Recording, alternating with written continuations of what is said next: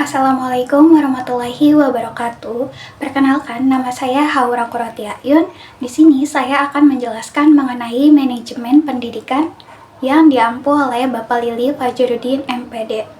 Pada pembahasan ini, kita akan memahami bahwa manajemen pendidikan terdiri dari beberapa bagian yang saling berkaitan, mulai dari teori hingga pengelolaan keuangan, yang semua bagian ini berperan penting dalam keberhasilan pendidikan itu sendiri. Kita mulai dari materi pertama, yaitu teori dalam manajemen pendidikan. Teori merupakan pedoman yang membantu kita mengelola sekolah agar berjalan terarah dan mencapai tujuan, yang secara sederhana teori membantu kita bekerja lebih efektif. Ada beberapa jenis teori yang akan dibahas. Pertama adalah teori klasik, yang menekankan keteraturan dan efisiensi seperti pembagian tugas yang jelas dan aturan sekolah. Teori hubungan manusia adalah teori yang kedua, yang lebih fokus pada kebutuhan dan motivasi. Guru dan siswa akan bekerja lebih baik jika mereka tuh merasa dihargai.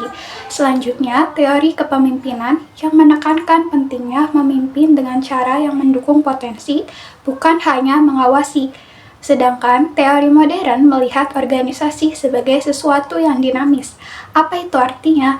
Artinya sekolah harus mampu bekerja sama dan beradaptasi dengan perubahan yang ada.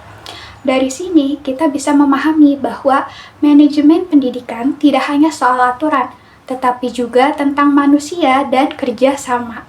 Selanjutnya kita masuk ke materi kedua, yaitu manajemen kurikulum.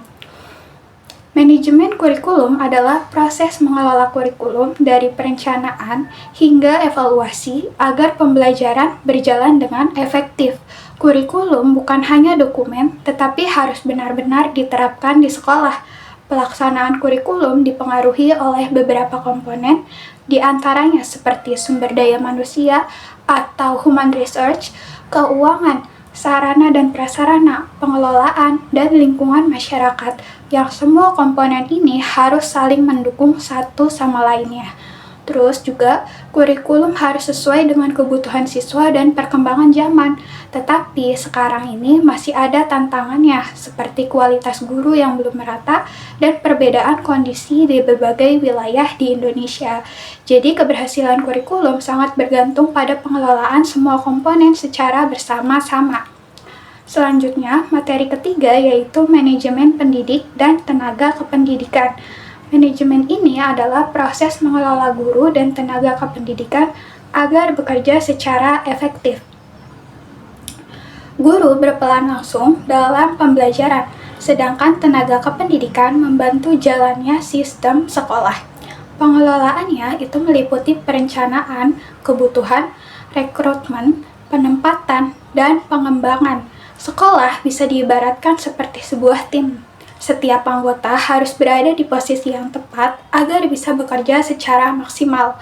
Namun ada beberapa tantangan lagi, seperti ketimpangan jumlah guru, kemampuan teknologi yang belum merata, serta kesejahteraan yang memengaruhi motivasi kerja.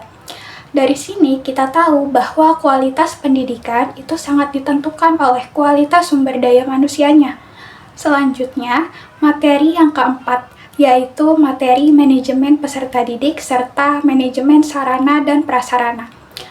Manajemen peserta didik adalah proses mengelola siswa agar pembelajaran berjalan tertib dan optimal.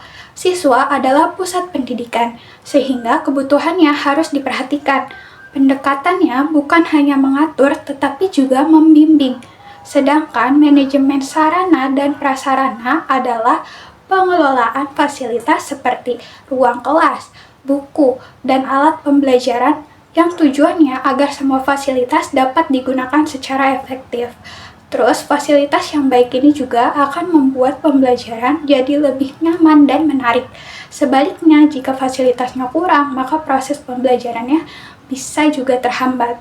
Jadi, kedua hal ini tuh saling berkaitan. Siswa membutuhkan lingkungan yang mendukung untuk belajar dengan maksimal. Terakhir, kita masuk ke materi kelima, yaitu manajemen keuangan. Manajemen keuangan adalah proses mengelola dana agar kegiatan pendidikan berjalan efektif dan efisien.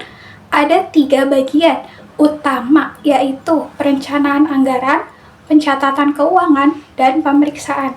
Yang sumber dana ini bisa berasal dari pemerintah, orang tua, maupun masyarakat.